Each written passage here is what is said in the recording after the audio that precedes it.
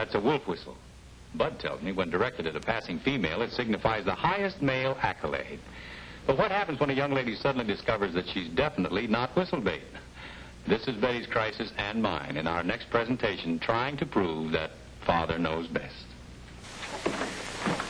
To be or not to be the kind of hero people think he is Bud's dilemma in our next presentation.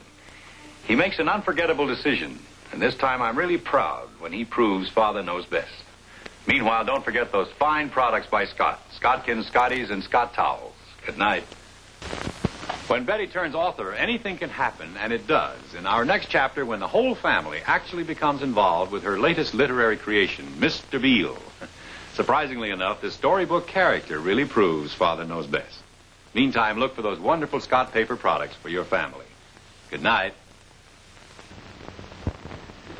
In our next presentation, Bud gets himself caught in a difficult situation and learns that sometimes it takes greater courage not to follow the leader. I experience real paternal pride when Bud helps prove Father knows best. Meanwhile, remember those Anderson family favorites, fine paper products by Scott. Good night. Can you imagine Bud as a lady killer, the answer to a maiden's prayer? We can't either.